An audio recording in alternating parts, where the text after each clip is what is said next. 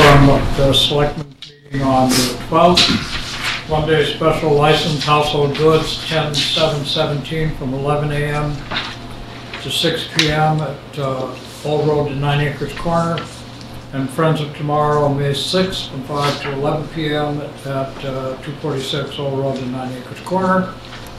An extension of hours for Salt Plots Kitchen on February 1st, 10 p.m. Last call at 9:30 at 84 Commonwealth Avenue. Move to approve the consent agenda as read. All those in favor? Aye. Executive session minutes, we don't have any, do we? Town manager. Thank you, Mr. Chair. The annual town meeting warrant was delivered to the printer today, shortly after noon. There's 58 articles on the warrant, and it will be printed in the next week and then mailed to homes perhaps in the next 10 days. The Comprehensive Sustainable Energy Committee is sponsoring the Cooler Concord Fair on Saturday, February 4th, from 10 to 4 at the high school. They already have over 200 people pre-registered, so they're expecting a big crowd.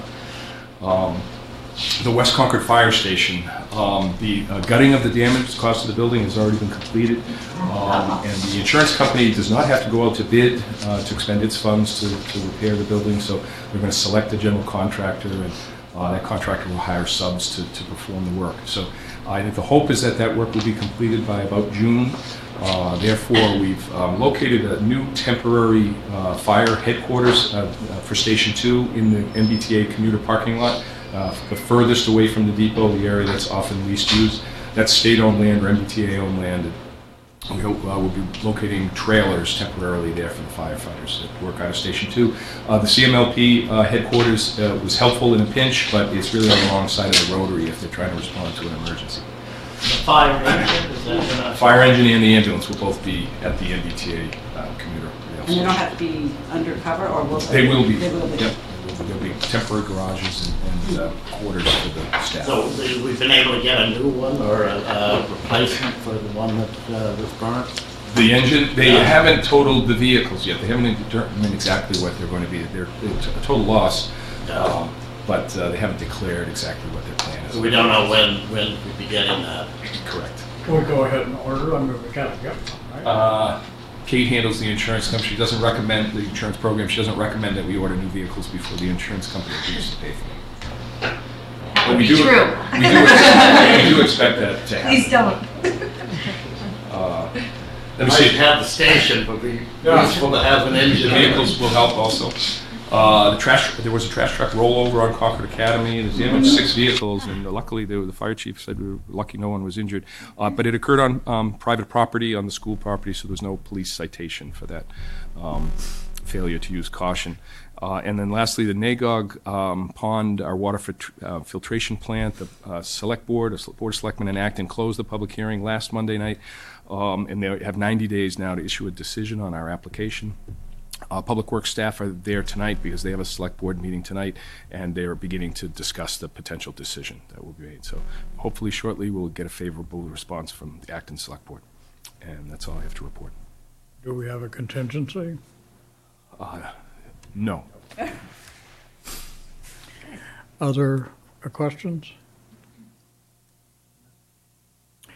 All right, the next item is a public hearing, but it's not 7:10, so we're not going to do that. I think I can move to item number 8, discuss request for waiver of fees for Junction Village. I don't think that should take too long. They had written to the town manager requesting a waiver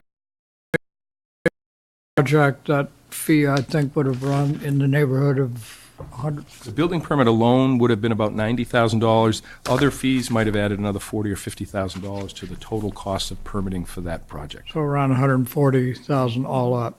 And they requested a waiver of those fees. And the town manager, So I provided you a memo for the weekend. We have a practice of waiving permit and inspection fees for nonprofit housing corporations or the Housing Authority, and we don't have any practice of waiving those fees for for-profit corporations.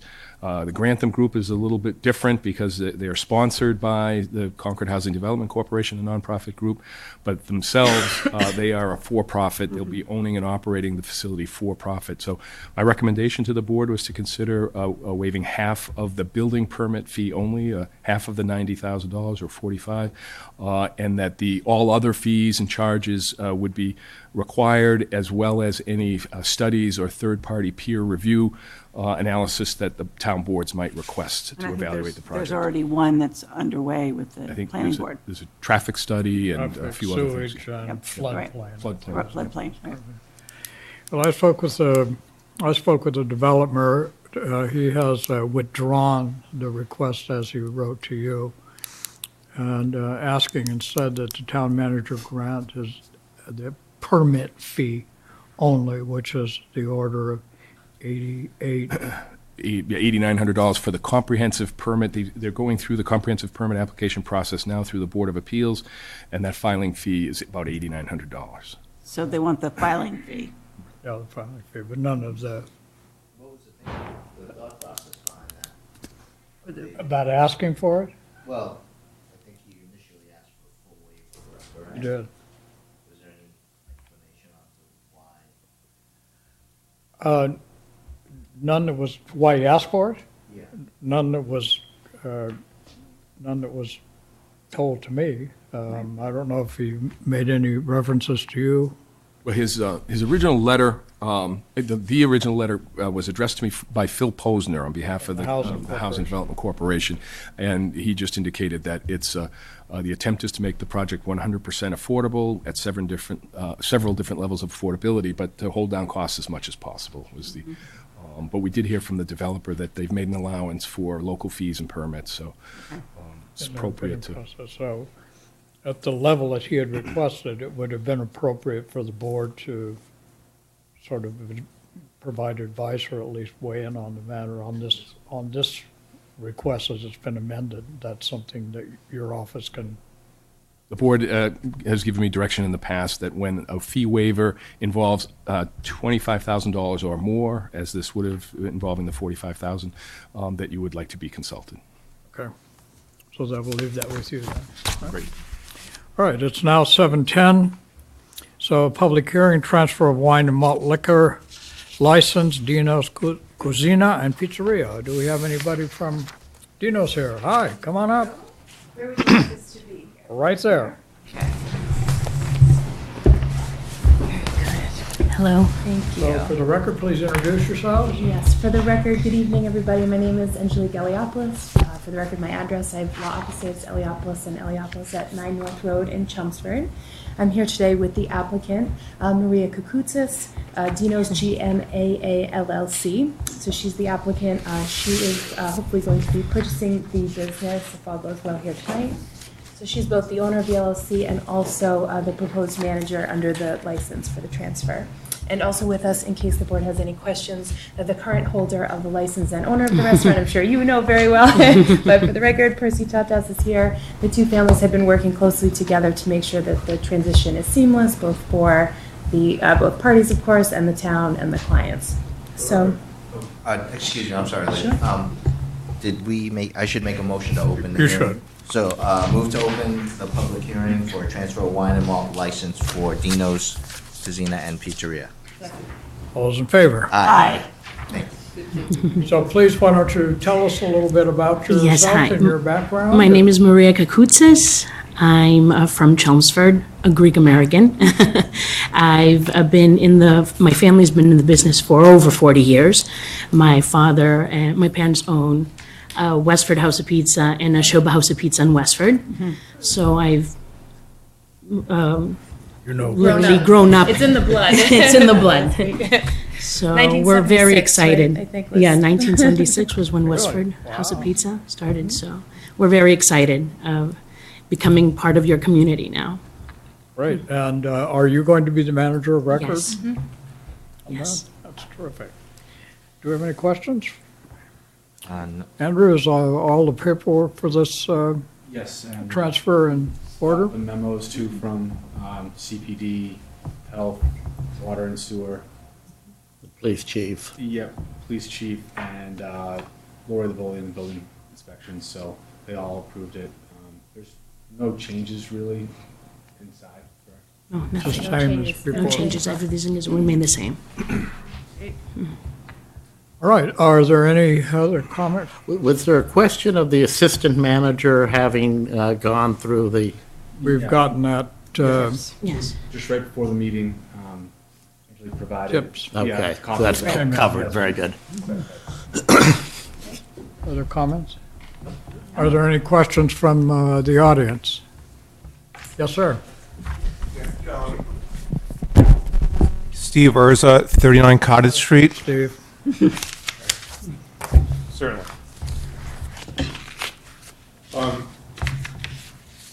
So I'm have some minor concerns. Okay, please tell us what they are. I live on Cottage Street, which abuts I know the where it is. restaurant.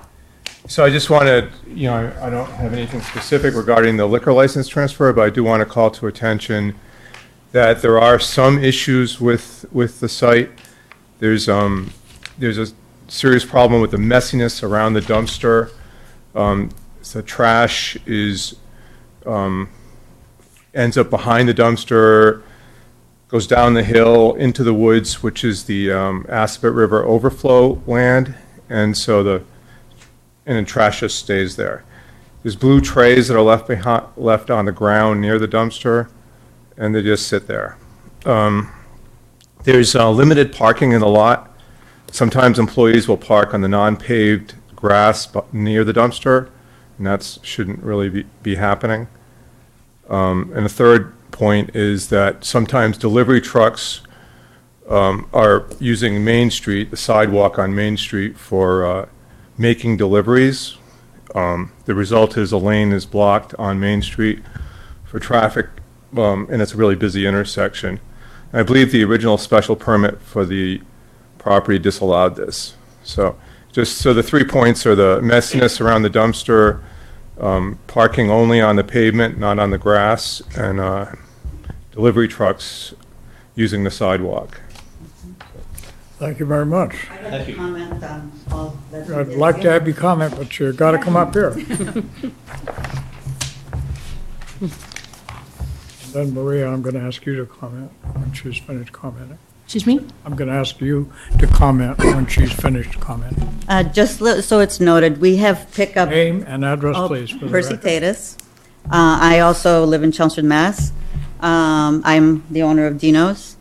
And we have pickup 3 times a week so that we can control the garbage situation. And only during the winter months do I see that we may have a problem as far as with wind and whatnot. Maybe something's coming out of the dumpster. But for the most part, we usually have our people clean around it. And the blue cases that he's talking about are picked up every week. They're Pepsis, empty trays. We're doing the best that we can, and my employees don't park on the grass. Sometimes customers do, but there's nothing they're going to pick up, and if they don't find a spot, they end up doing what he said. But for the most part, we really try to maintain everything. Every spring, we always have people come and they clean up everything on that side of the building and landscape. So we're not negligent. And what about the deliveries? The deliveries, yes. If the car's already parked this is an 18-wheeler. He can't get in the parking lot. And Chris, do you happen to know if the special permit addresses that issue? I'm asking the town manager. No, I haven't reviewed the special permit for that site, but I'd be surprised if it's allowed. I'd be surprised. And I have personally witnessed the trucks parked on the sidewalk. I just remember Mr. D at the meetings mentioning the deliveries would be done in the morning so that when the lot was empty, so this wouldn't happen, so. We try our best, we really do with the companies, but it's not always in my hand. I mean, if the driver is late, it's out of my control. I have no control over other companies' delivery schedule. We do try to ask them to come in the AM, that's true. It is the building commissioner who enforces the terms and conditions of a special permit. So if the neighbors are unhappy with the landlord about the activities on the site, contact the building department. They do respond to complaints.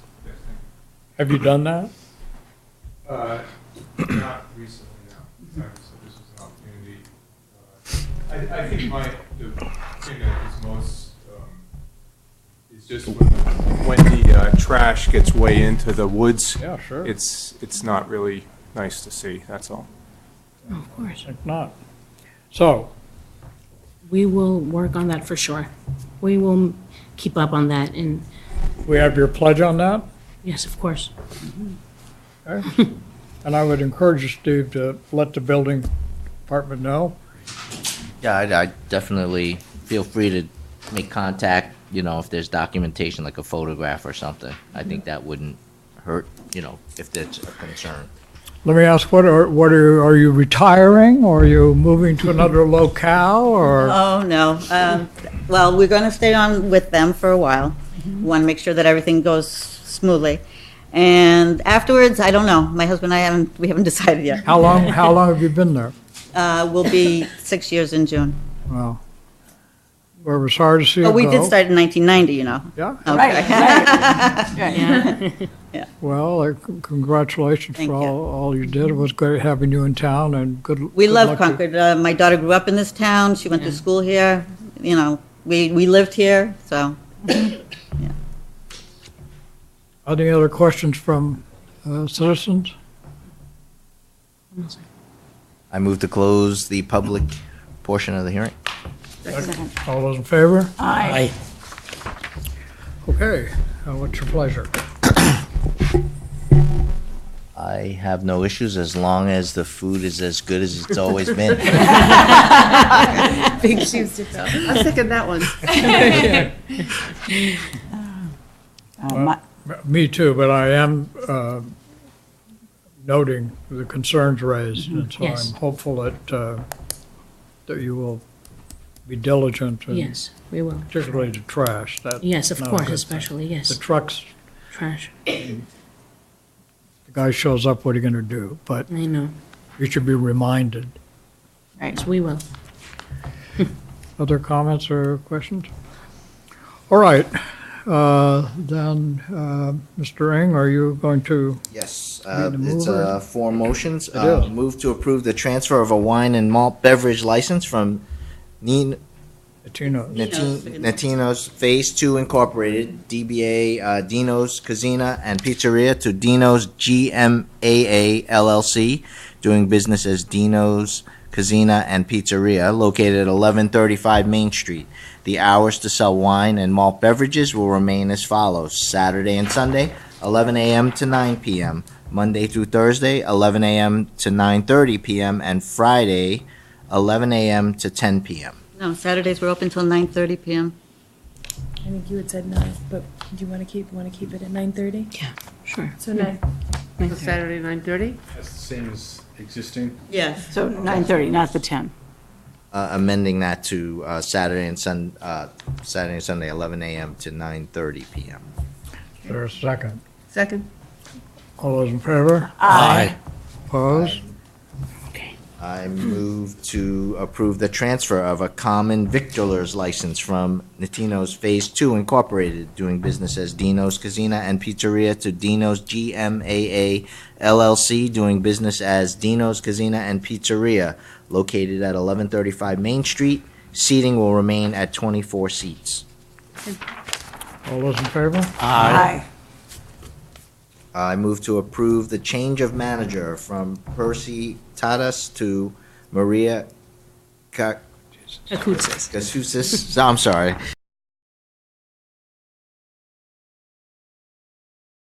Pizzeria, located at 1135 Main Street. The manager must be engaged in the actual management of the licensed premises as her main occupation, and must be present on the licensed premises not less than 30 hours per week during the hours when alcoholic beverages are sold. Second? All those in favor? Aye. I move to approve the change of alternate manager from Patricia Tomei to Barbara Katsousis from Dino's GMAA LLC, doing business as Dino's Cuisina and Pizzeria, located at 1135 Main Street. The alternate manager of record must provide certification of tips training or equivalent before the wine and malt license is physically released to the applicant. Second. All those, Get rid of that last line Yeah. Oh, that- it was right, provided. that's been done. today. So moved. Second. all those in favor? Aye. Congratulations, welcome to town. Thank you. When do you officially start making pies, or you're already As in soon as there? possible. Finish up the transfer. We'll be over to It'll be Sam. over. Thanks very much. Thank you. Thank you very much. The Pizza. next item is a review of the 100% design plans for Ride Out Playground. Is Kate going to join us for? Ma'am?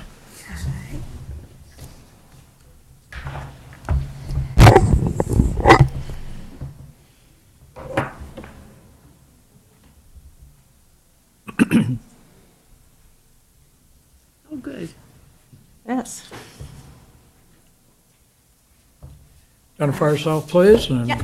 I am Kate Hodges. I'm the assistant town manager. This project was started a number of years ago, two as of right now. And so I have a copy of the 90% design plans that I can pass around. They can stay and be reviewed. It's an extra copy, so feel free to take it if you want to take it home. After tonight's meeting, the Recreation Department is also going to upload the images onto their website. And Sean Dugan, our Public Information Officer, will put a link on our main website, so if anybody wants to review them that way, they'll be there digitally. Keep in mind that the ones that would be online are the 90% design plans. There isn't a huge amount of difference, but I just want to make sure we have that distinction. So the project goals for this project were to utilize the adjacent property, which was 51 Lawsbrook Road, and kind of tailor that into the park envelope, to expand the parking and locate the parking in a less prominent spot, creating a community park feel upon the entrance. Reduce the hazardous parking and drop-off practices by having a lot that has actual turnaround areas.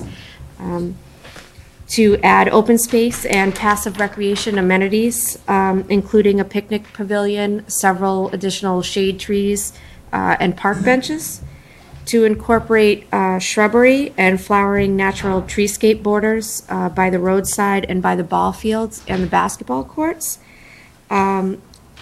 Doing that would help us to replace and reduce the unsightly fencing that's around and replace it with hedges and greenery, and extend the walking paths to all of the property borders, including installing an ADA accessible path to the center place right there where it says Flagpole Park Support Building, where the restrooms are.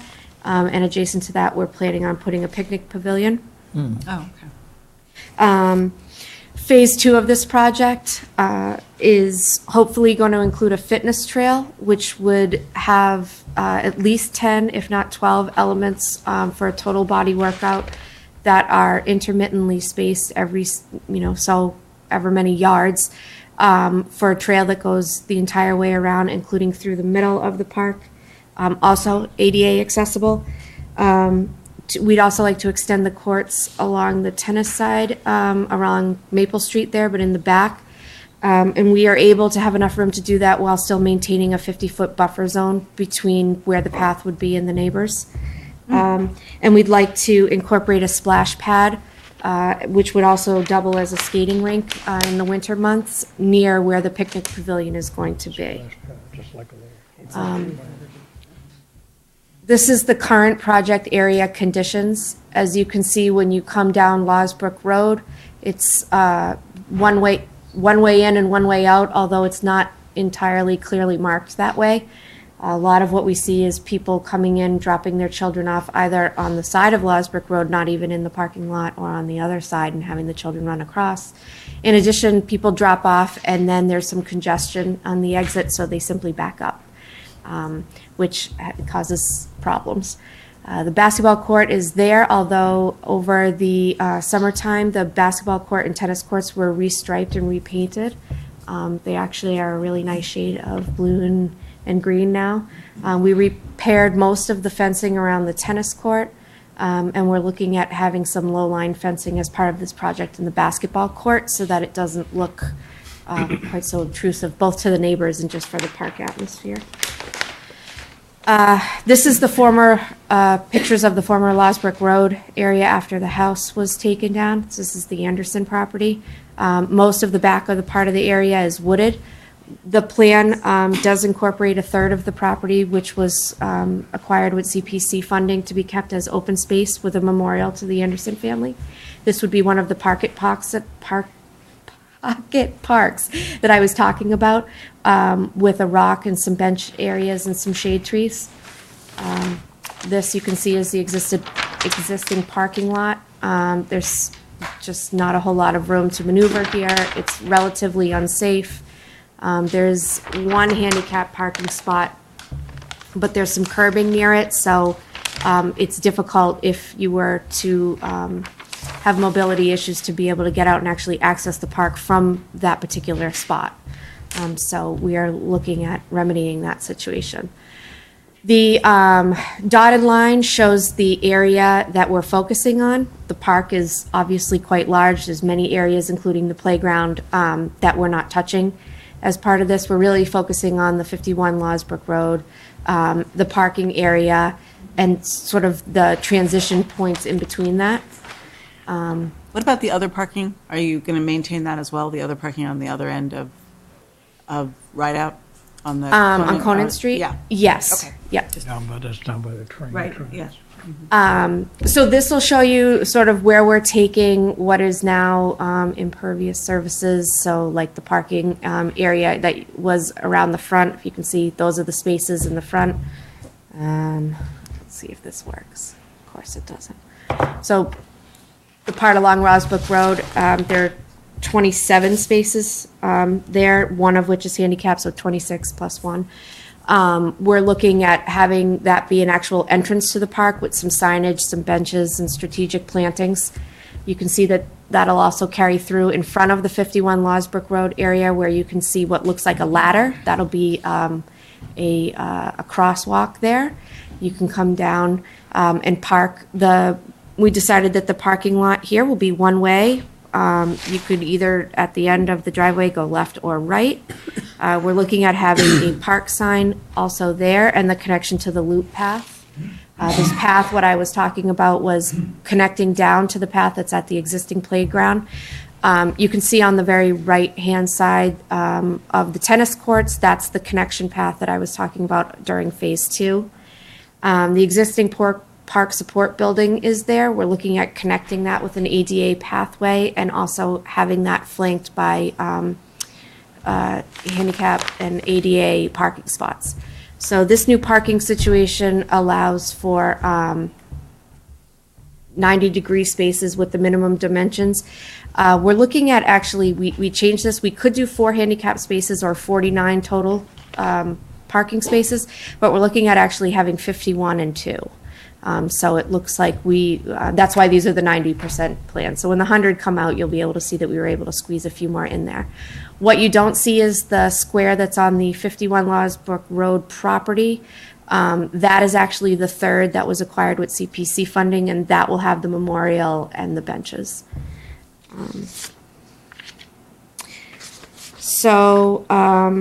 Again, this is the artistic rendition, the loop path connector. Here's our 90% progress construction documents and the cost estimate.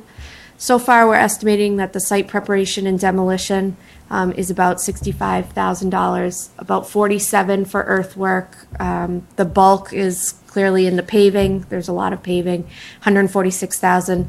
Site improvements at $105,000 include everything except for the picnic shelter. That's going to be a separately, either an ad alternate or a differently bid project.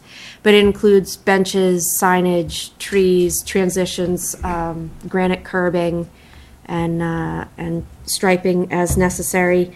The The plantings are about $110,000. There are some grants that are out there for public shade trees, so we're hoping to capitalize on that, including one with the trails, National Trails, and another one with New England Park Association, and then a contingency and overhead budget. That brings us to a grand total for what I showed you of about $568,300. To date, we have $13,000 that remains in the article from annual town meeting in 2013 for the 51 Lawsbrook Road property. And we had $555,000 of the $600,000 that was for the town meeting article in 2015. So that gives us approximately $568,300 or so. We're about $1,500 short. So hopefully the contingency isn't exactly that, but we'll be meeting with the engineers to come up with the final design plans in the upcoming weeks. We hope to bid the project mid-February to have start once we have the frost melting, and told that the project from shovel ready to end is about 120 days. So we're hoping to not impact the baseball season too much. We're working with them. The nice thing about this is that we can actually stage the project, so we can leave the current parking lot open while we have the Lawsbrook Road site worked on, and then we can have that open and be able to be used for parking while we do the earthwork over at the old one. So we're trying to phase it so that it's as least disruptive as possible. So all done, you're open for business when, if we're lucky? If we're lucky, hopefully by June. I'm hoping for June 1st. But we're also hoping that we're never technically closed for business. No, Because we're trying to do it as a phased approach so that most of the area remains open. There will be a limited number of days where it might be possible that both lots are not open. But again, we have the ones on the side streets that are. Right. And we are going to try to hopefully wait for those finishing touches until June, when baseball season is winding down. Wow, this is real progress. Yeah, this is exciting. Yeah, it looks great. Any comments or? So next is, it goes out to bid next month? Yes, yep. We need to just work on finalizing for 100%, making sure that we have, all of the drainage and other things necessary. But I'm very hopeful that we'll make the middle of February. Right. I just want to revisit just for a second. I'm seeing on the plans that it looks like there's lots of vegetation that's going in and natural grass wherever. We are not talking about installation of any crumb rubber. No, no, we're not. That's confirming. Thank you. Don't you know there's a moratorium? Yes, I'm on just town fields. confirming for the listening. There is a pour-in-place surface that's at the playground, but my understanding is that the folks who did the moratorium were not talking about that, because that's the only way that we are able to be compliant with ADA for the swing set that's there. And did we The look, basketball courts and did we consider solar at the center, or at the bathrooms, or looking at? That wasn't one of the areas that was looked at. It's not out of the realm of possibility, but my understanding is that there were better areas for that were identified, and Rideout wasn't one of them.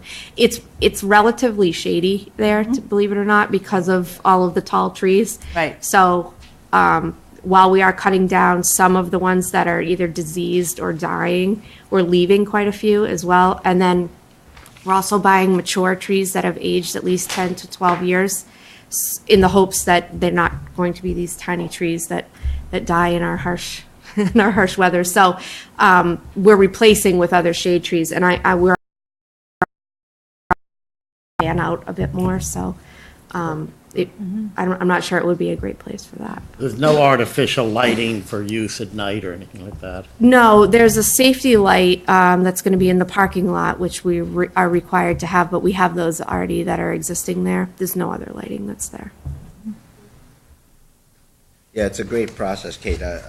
The design is wonderful. It deals with the phasing aspects of it. It's very efficient in terms of not having to run plumbing or too far from what's there. The landscape is contoured, so there's some slight changes in elevation, probably serving as visual screening. And the planting list is extensive, wonderful, beautiful. American hornbeams, paper birch, dogwoods. I mean, Good stuff. that it's money well spent there. If anyone was wondering about the cost of that, it's a wonderful planting list. So Yes, we are spending probably 30,000 more on plantings, but there were some that they had put in that I had strategically moved out and put some other ones in because I like the look of them better. So, and I found that they're hardier if we spend the money up front to get trees that are, more robust. Then I think that they stay. What had happened, at least in past park projects that I've done, is that we spend a little bit less and then we get to the 2-year mark and then they die and they're not under warranty anymore. And, or they're extremely costly to maintain and, you're spending hours of labor watering them and fertilizing them. So we're trying to get, hardier breeds, so. Good. That was probably the area we spent the most on, time-wise. Well, congratulations. We'll look forward to the rest of the progress, and we'll be over there for the ribbon cutting or whatever you're going to do in June. Thank you very much. Okay. And you did such a good job with that item that you might as well stay. Okay. So next up is our discussion of the visitor center. I don't know if Chris is taking the lead on that or you. Yeah, just to mention that the Chamber of Commerce, the executive director and board chair visited me last fall and indicated that the Chamber of Commerce is not prepared to continue operating the visitor center, which they do on a seasonal basis from around April 1st to Columbus Day weekend. They were asking for a substantial increase in their allocation of funds from the town. We currently pay $6,000 towards the services that the Chamber of Commerce provides for visitor services. We also budget $32,000 a year for the restroom portion of the building, and we have since it originally operated. The Chamber of Commerce operated under a 10-year lease beginning in 2003, I think it was, and that was renewed in 2013. So we're only 3 years into another 10-year lease, but they feel that the visitor center takes funding and effort away from their membership. They survive on membership dues from members of the chamber, and they don't derive a lot of benefit from visitor services. So I've provided you with a memo that provides a little bit of the history of visitor services in town, how we came to have that building. It's pursuant to a 99-year lease agreement with Middlesex Savings Bank. And also I noted that the revenue that we earned from, it was about $630,000 from, $350,000 from bedroom tax or hotel tax, and a similar amount from meals tax. Some of the meals tax is paid by Concord residents going out to eat, but much of the meals tax and most of the bedroom tax are from visitors. So there's a substantial amount of local revenue that's generated by the visitor services activities. I thought it's important to keep the visitor center operating.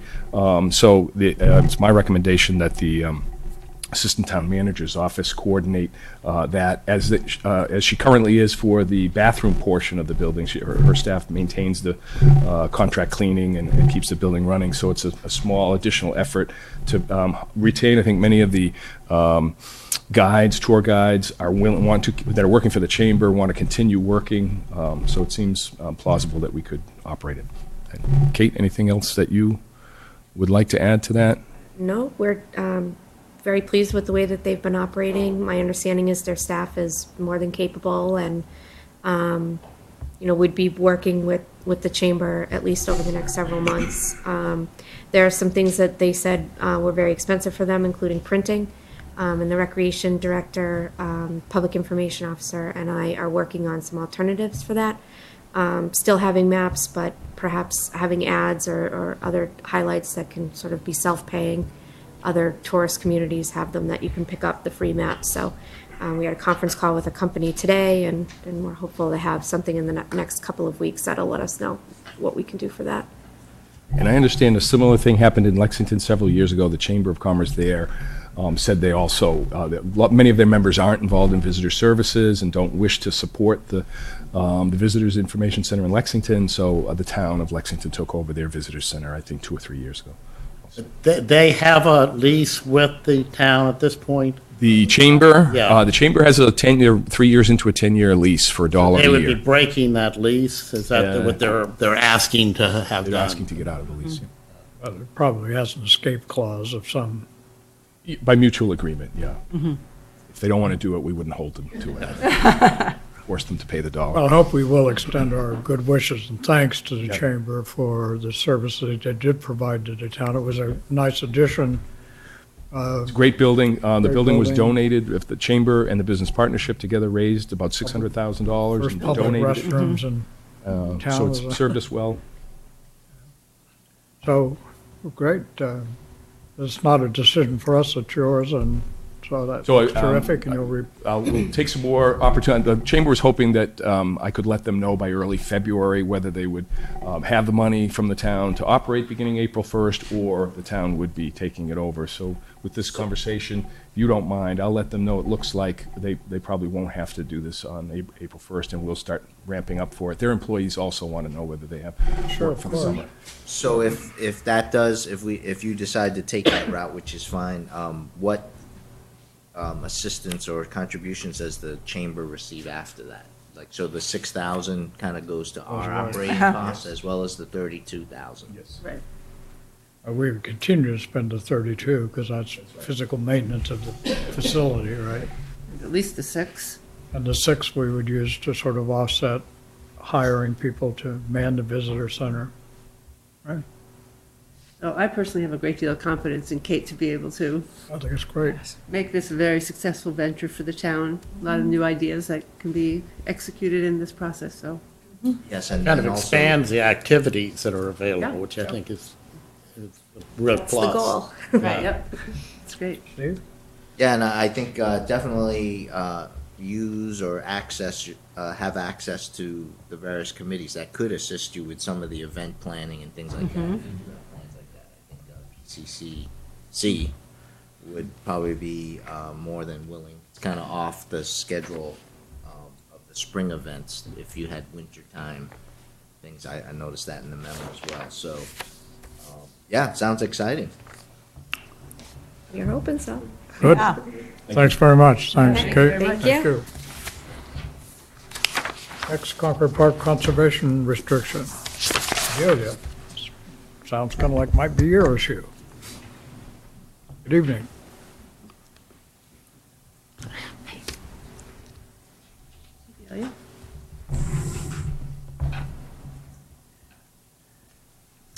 Good evening, Natural Resources Director Delia Kay, here on behalf of the Natural Resources Commission to request the Select Board's approval of a conservation restriction at 68 Commonwealth Ave, which is the Volunteers of America facility, the Concord Park facility.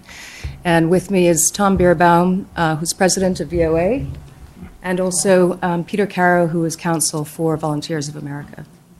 We're here to answer any questions that you might have on this restriction.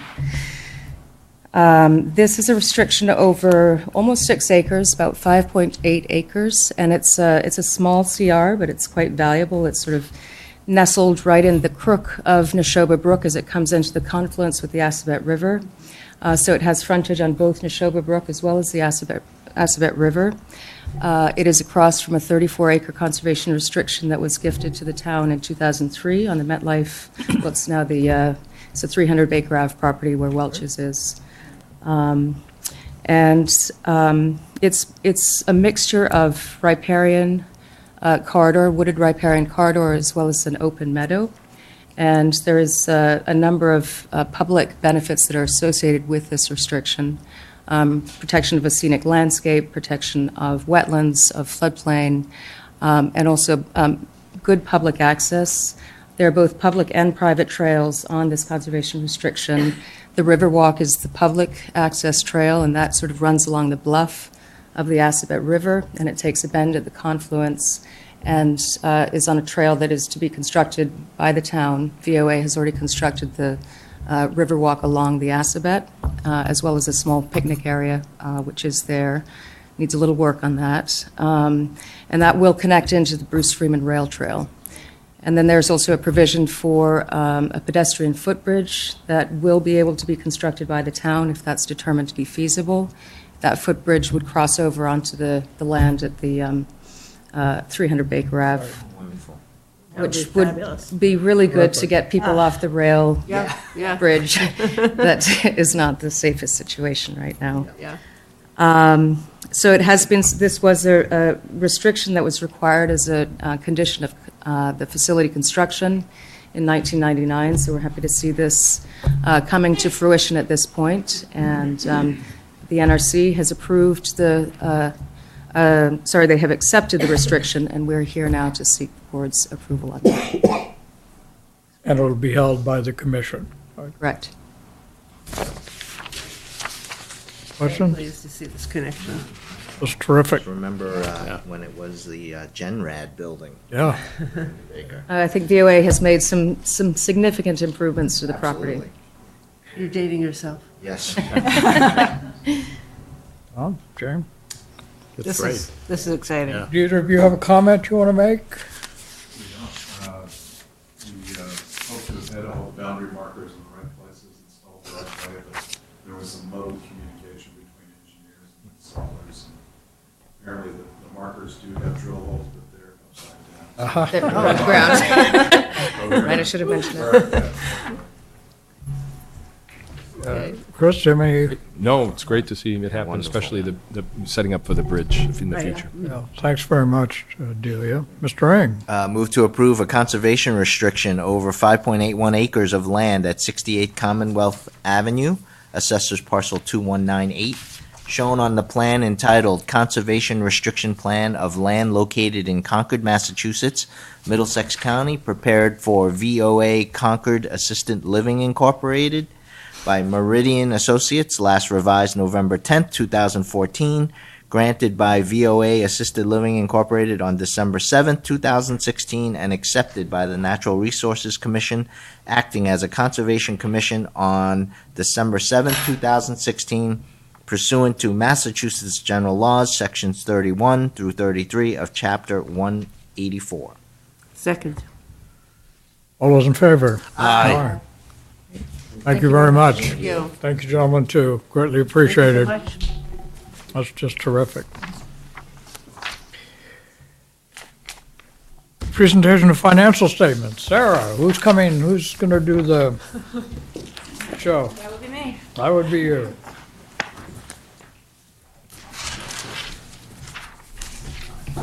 So for the record, For the record, I'm Sarah Corduck with Melanson and Heath, audit firm for the town of Concord.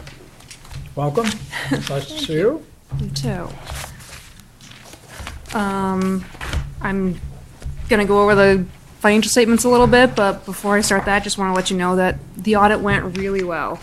We've had no disagreements with anybody. Everyone's in agreement with all the gap and everything. Books and records were in good working order. Key reconciliations are all being done on a timely basis. And I mean, I think that's probably one of the most important things that we can tell you is that these things happen and it's just an easy, very clean audit. We'll take it. Yes. Now, your financial statements are, huge, comprehensive CAFR, 130 pages of very detailed information. But I'm sure you're going to I'm going to go drive through our all of attention to it. the Yeah. really cool stuff. We'll be here for hours. No, I just plan to hit a very few items, if that's okay with you. That's fine. Let me say before you start that the next item on the agenda is the Financial Audit Advisory Committee report to the Select Board. And I know that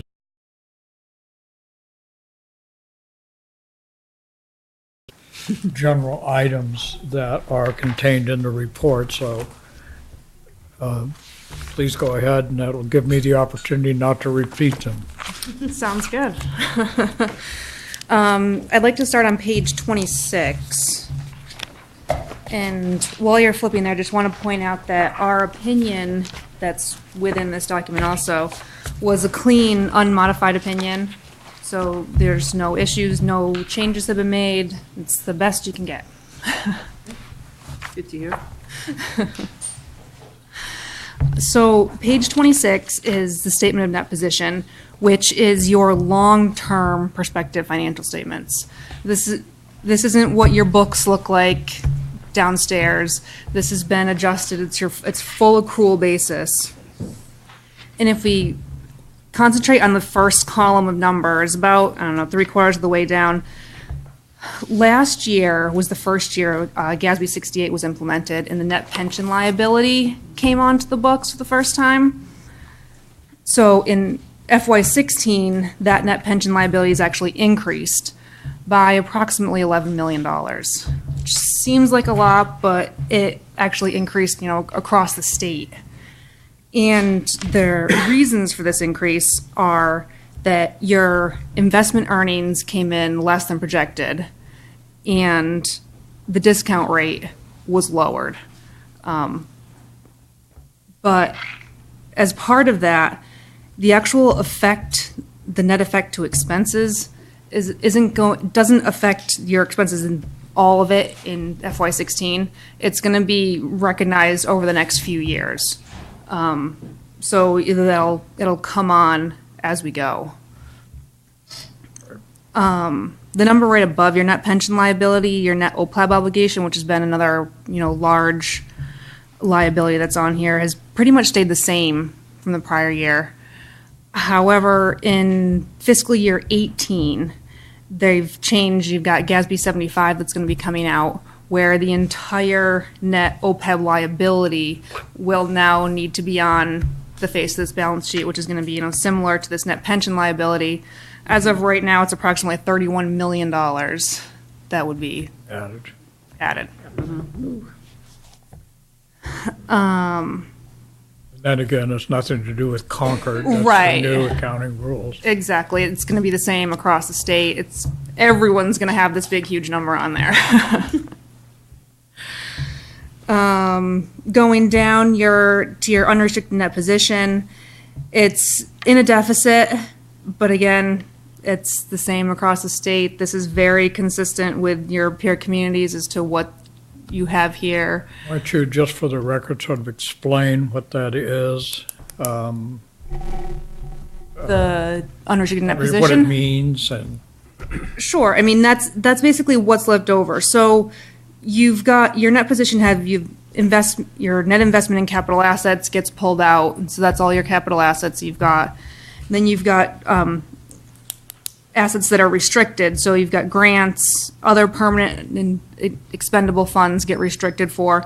And then basically anything that's left over ends up in unrestricted. Right now it's in a deficit. And as, these bigger liabilities come on, it's going to be more in a deficit. But this doesn't reflect the way the town's working in the town's books and anything. I mean, again, this is the full accrual basis. A simple way perhaps to say it doesn't really imply anything about the town's financial wherewithal Correct. or stability or liquidity. Right? Yes. And the hope is that the returns are going to be higher for this coming year than they've been in the past. We would hope.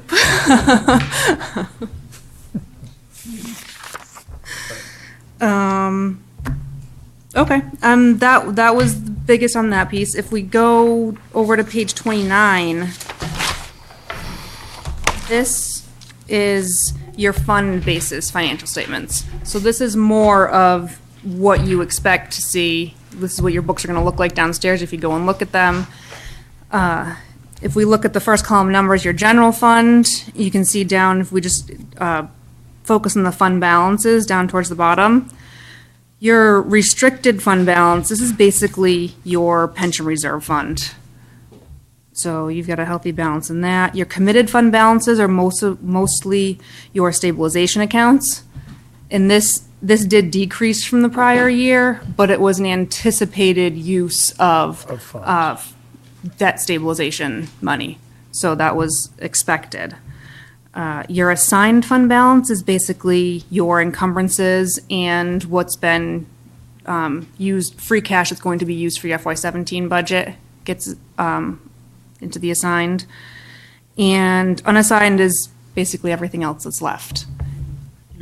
Your unassigned fund balance is approximately 15% of your total general fund expenditures, which is a healthy percentage, which is, again, consistent with your peer communities. And this unassigned fund balance has actually increased approximately $2.4 million from the prior year, which is good. And part of that, if we go to page 33, you can see this is just your general fund budget versus actual. If we concentrate on the column numbers all the way to the right, the variance. Essentially an income statement. Excuse me? Essentially like an income statement, right? Yes, but it's got your budget compared to your actual, so, Right. yes. But partway down the page, you can see total revenues and transfers. There's a positive number, $2.1 million, meaning that you took in $2.1 million more in revenue than you had originally budgeted for, which is good. This is mainly due to unused overlay. There was a large increase in building permits and bond premiums. Going a little bit further down, total expenditures and transfers, there's a surplus of approximately $957,000, meaning that you spent $957,000 less than what you had budgeted. And that was in large part due to, no snow. So that leaves us with a surplus of approximately $3 million, which is then softened by your intended use of free cash.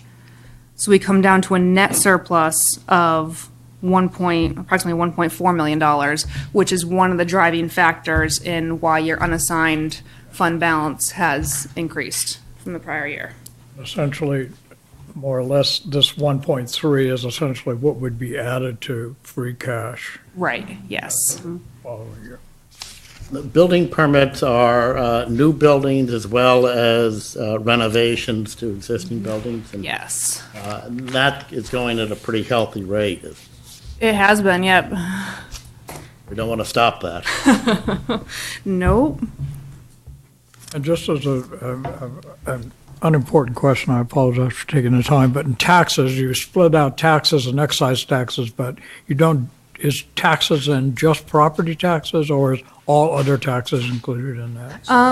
No, excise is Excise separated. is separate. So it's real estate and personal property, I believe, are basically what's in the taxes. And then you have your penalties, interest, and other taxes are down. About in that. meals and, I think the meals tax is in with the other, is it? I just don't, it's not It's in other? Is it in departmental? Yeah, I'm not 100% sure where. departmental. Okay, fine, but sorry for the That's okay. unimportant question.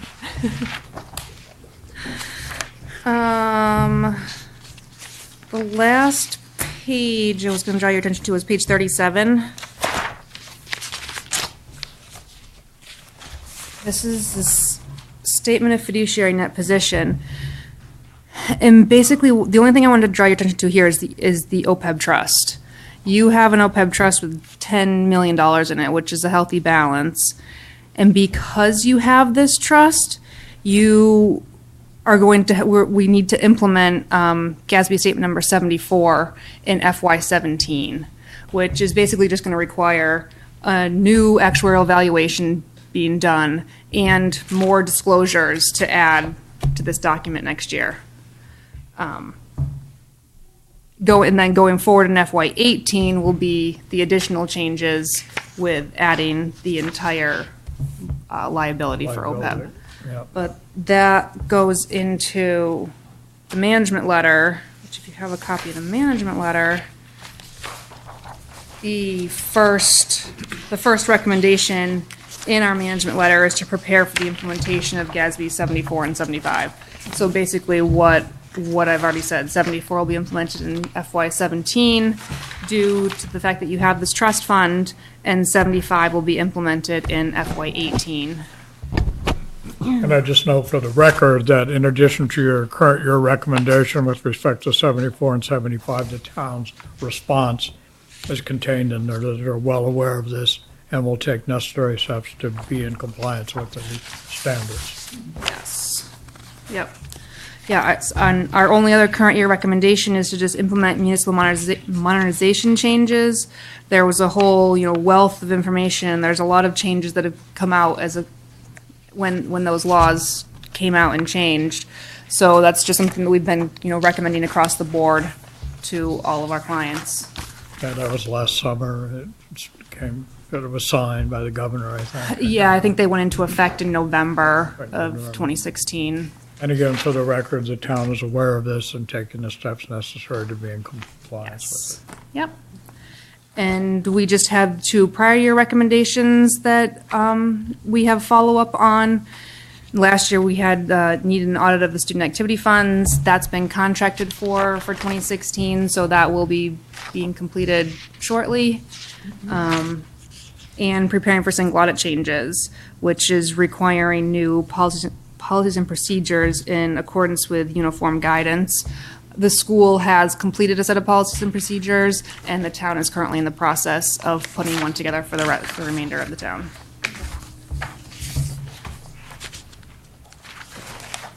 Great. I think that's it. Questions from the board? All is well. All is well. A rosy outlook.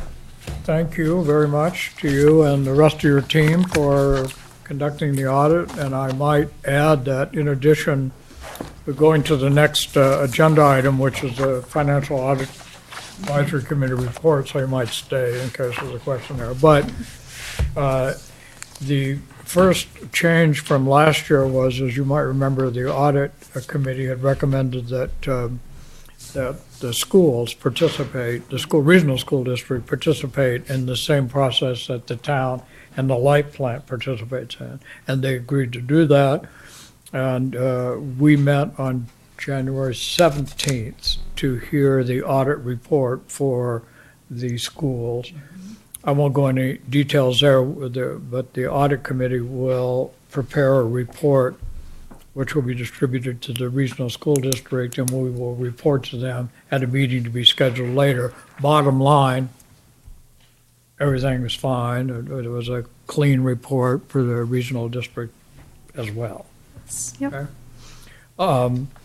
You provided your copies of the Financial Audit Advisory Committee. We met again 6 times, I think, over this particular cycle, dealing with the light plant, and the town and the schools audit. So an increase in work, and the timing was a little off this year, so not a problem, but off a little bit. So we're still working. This will be our 3rd year coming up. So we're still working on getting a pace for regularly scheduled meetings and the like, so we're hopeful to be able to get that done. So the report is here. I think it stresses in the report the same things that Sarah had mentioned to you in terms of the fund balances and the like that we had talked about. It also reviewed the recommendations that the auditors had recommended, along with the town's response, which was perfectly appropriate. So I think it was a very good one. In the Audit Advisory Committee's report, however, we appended as an addendum the Town of Concord, Massachusetts Popular Annual Financial Report, which was prepared by Mr. Harris, who's with us this evening. And this is something that the Finance Department had been working on. It was mentioned in the Town Governance Committee, and the selectmen had talked about it before. How can we provide additional information to the citizens that give them a sense of what's going on? Ms. Miller is here, the chair of the Finance Committee. Her committee has worked on in their report, substantial information available to the citizens about the financial operations. So this report, I think, is a great addition, and congratulations to John and Finance Department for getting this done. It's really quite nice. I should be proud of this. So if you have any questions on Just the only question I have, in this report. are we on, the management letter? Mentions that the town is aware of these various changes and is going to take the necessary actions. I'm assuming that we don't anticipate any difficulties in those actions? God, I don't. Don't need any additional support of any? Nope.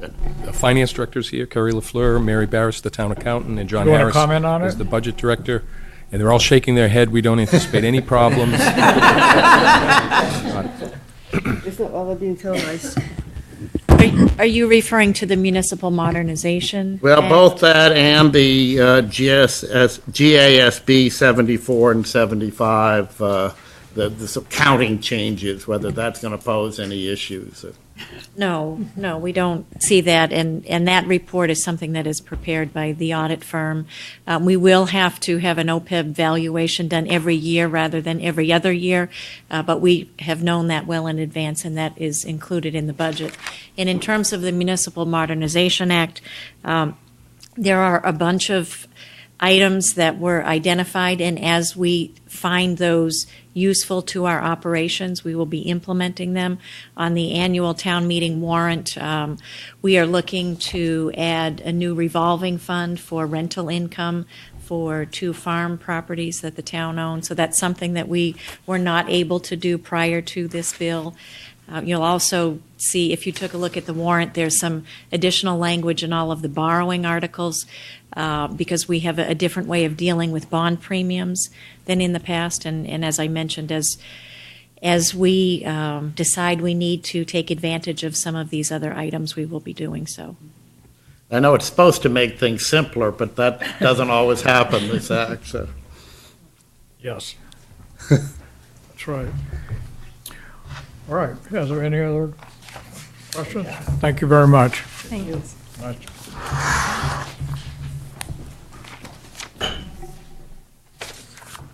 And I guess I'll mention for the record, the Financial Audit Advisory Committee is comprised of Tom Piper, Carol Wilson, Arthur Fulman, Wally Johnston, myself, and Jim Terry. And it's been a great group to work with, so it's onward and upward, so to speak. All right. This is a great new addition. Huh?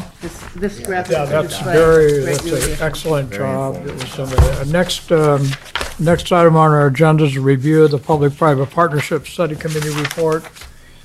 I see in the audience a number of committee members. Again, our thanks to all of you. The chair, Jane, is over here. Thanks to all of you for all the hard work you did to get this in front of us. We greatly appreciate it. So we may have questions for you, but we'll see how it goes. All right. So this is a big issue for us, and I think it's the way I've tried to think about this for a way for us to deal with the topic is with simplifying, of course, what they did. They essentially had made a few recommendations to us, and I'm not doing them in order of importance or anything, but the first was that the schools also, the regional school district also participated in this. Of course, this is not anything we can have any control over, but I am happy to send some note along with the report of the Public-Private Partnership Study Committee to the regional school district, and they'll take it from there. And there was a member of the school committee on the. Yes, Mr. Crom, who's with us this evening. Yeah, absolutely. So it's not like, what? Right. And in fact, I think Wally came to one of the meetings and participated and was very helpful, so that there has been input and communication. All right. So that was one recommendation. The other two broad recommendations that they made were, and I'm simplifying just to get them on the table. One is a sort of process recommendation, and that process recommendation is that for every one of these partnerships that is deemed important in a sense that we can talk about, that there would be associated with this a process that would be driven by a memorandum of understanding between the public, the town, and the private partnership that would be driven by the town manager. It would be worked out with the private entity and a committee, a public-private partnership committee. I'm going to set that aside for a minute. And then the public-private partnership would come to the select board for sort of approval. And they had talked about in their committee recommendations, that this isn't every single one of these, but something that would last longer than a year or something that had a monetary notion around it of $150,000, as I recall. And there's a very detailed process of how it will work spelled out in their report with some graphics to help us meander our way through the process. So that's a second body of recommendations. And the third body of recommendations was around the creation of a standing committee that would essentially be the committee that did two things: participate in the process that I just described, that is when one comes up, to work on it. And the second, as part of that recommendation, is that these public-private partnerships would be reviewed on a periodic basis, but at least every year. And it would be this committee who would do the review and then would report in if there was some kind of an issue. Is that a fair summary of where you are? Okay, so I think the way I would, if it's all the same to you, I would like to talk about first the process and hear what you guys have got to say about the process. Comments? Or Tom, you, of course, were the liaison. Thanks to you for all the work you did on that. Well, I think that this committee, as I understand it, I wasn't on the board at the time the committee was created, but the committee looked at the various public-private partnerships that were in existence. They were all basically examined and discussed, and there was a feeling that it was necessary to get public input at an early stage in the process so that it wasn't voting an up and down, but there could be some input from the public that would benefit these partnerships.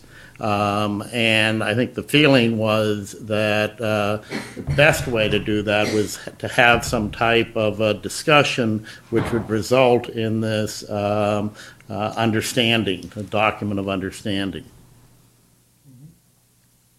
And I think either in the report or listening to the committee, there's about 30 of these public-private partnerships that are alive and exist. And yeah. Other comments or thoughts? I think the idea of having a memorandum of understanding is an interesting one that sets out, because it involves a careful analysis of what the pros and cons are of any of these partnerships. So I think that's an interesting process. I think we should consider maybe engaging our town attorney to take a look at that and see whether how that would work and what the attorney would advise on how to move forward on that.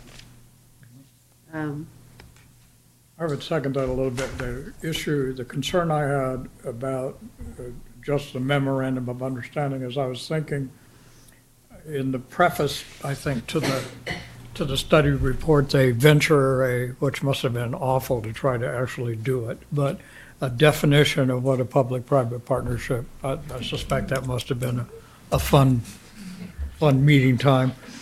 And so they offer one in Europe, but they go to the trouble of talking about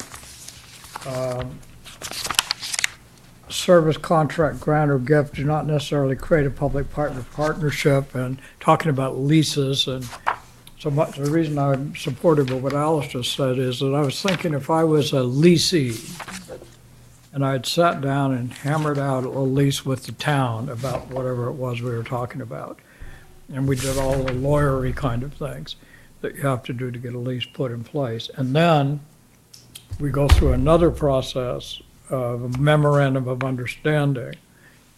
I guess I'm not a lawyer, so I don't know what I'm talking about, but I'd want all of that in the lease. If there were conditions associated with an understanding, I'd want it in the lease. I think the thought, and it's interesting that we had the visitor center discussion earlier this evening, was that issues such as, how that is going to get handled, and if it's a 10-year lease, are they prepared for 10 years to doing what their commitment is, rather than, and so it's having the input at an early stage to have a full discussion that might not take place otherwise. Again, yeah, I don't, the discussion part of it, I get, that's helpful, it creates transparency. I think it would become part of the lease then, or But certainly yeah, a I'm just thinking, is discussion. there really two separate documents? Again, if issues came up as part of the discussion, and they were substantive of any kind, if I'm the leasee, I want them in the lease, and if I was a town, I think I'd want them at least two, as opposed to a, so I'm just. Separate. Separate kind of documents, not what's in it or the intent of it. Well, I think the MOU is what basically allows the public to see what the intent is at the initiation of the whole thought of, could I get a lease with the town and some town land?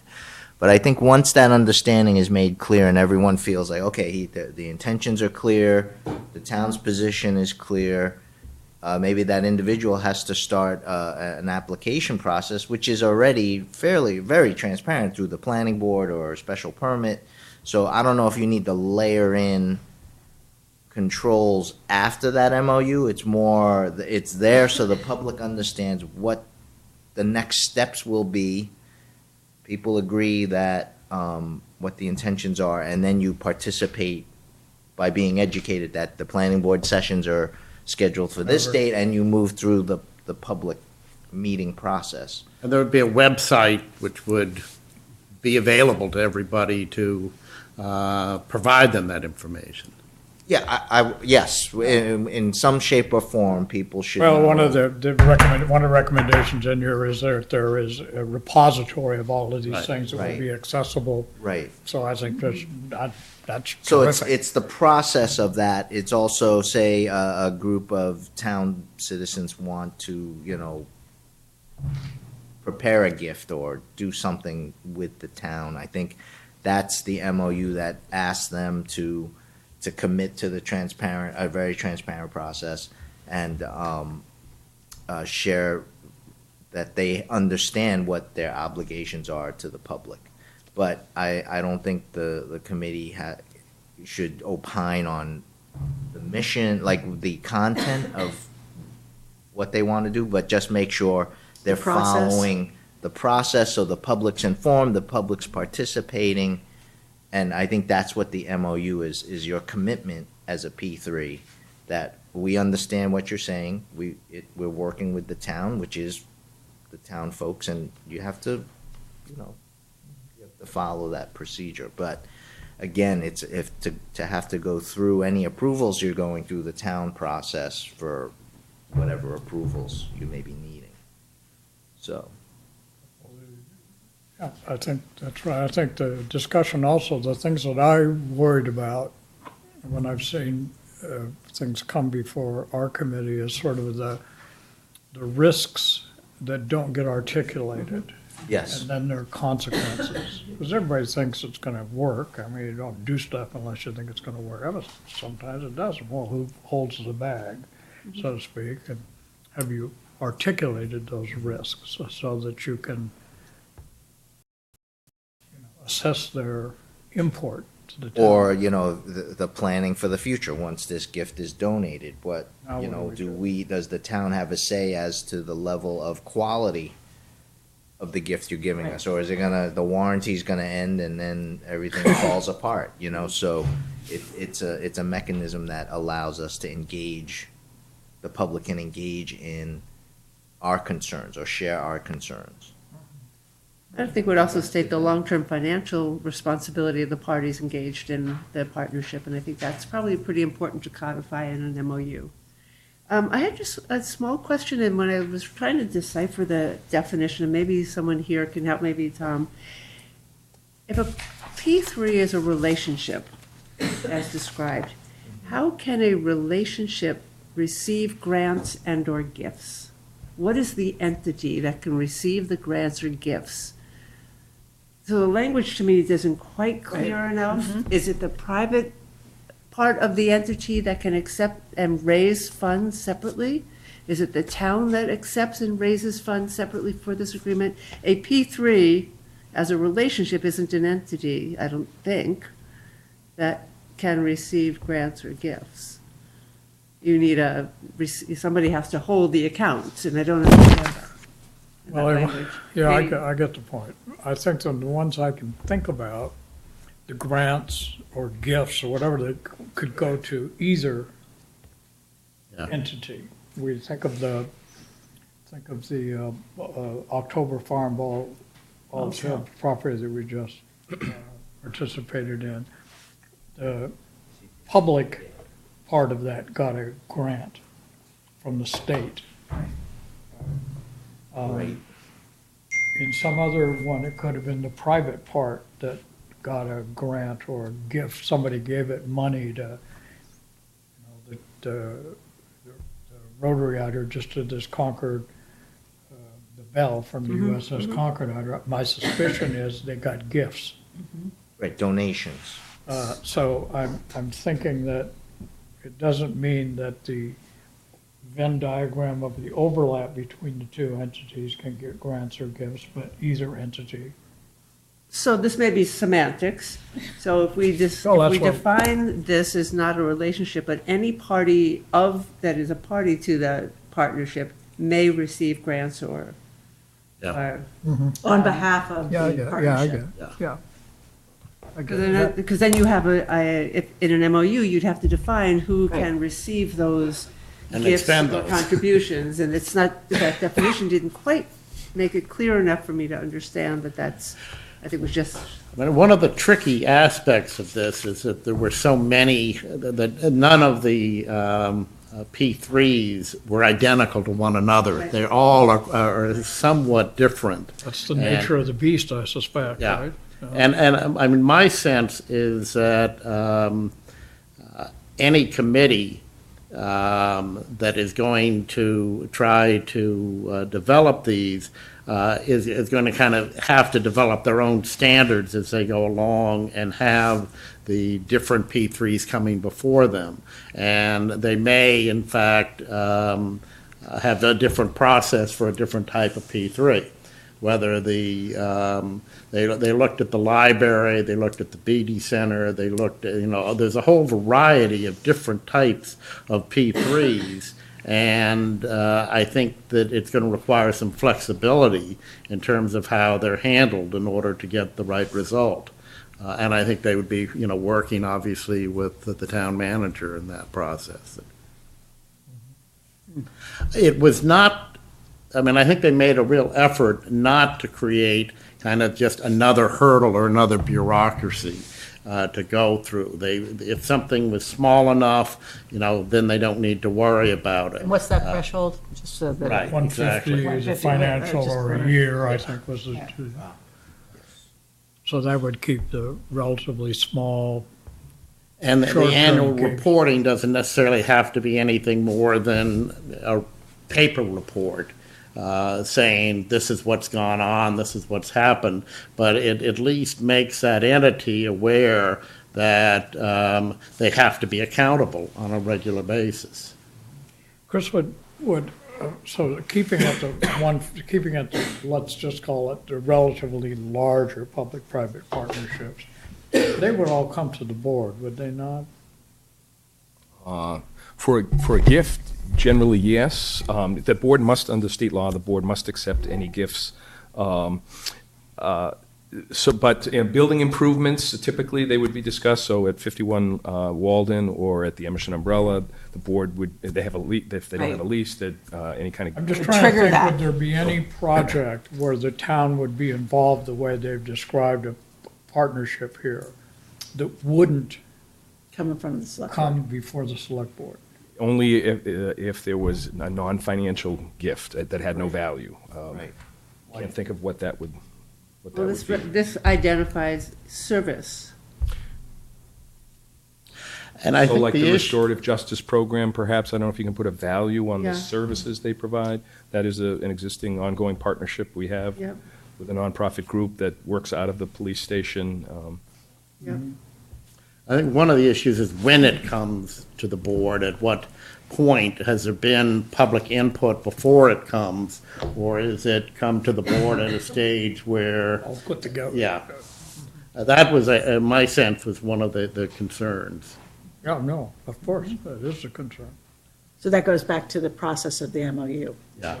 And it sets that expectation. Right. That it's not gonna be this, you just kind of stumble along and hand it off, you know, there's This input. is the There's- schedule. There's the town's expectation through public comment, letting us know, as well as the town department saying, you know, if a facility's being donated and it's a coal-fired, you know, I think we're gonna have something to say about that. I would hope so. And, you know, but that, just to make No, kind no, of a no. gross example of that. But we're looking for quality, for something that's good for the town and it protects our interests in the future, and Chris, there's no reason maybe you would know, but of all of the approximately 30 that I've heard might exist, how many of them would you say would be over the 150,000?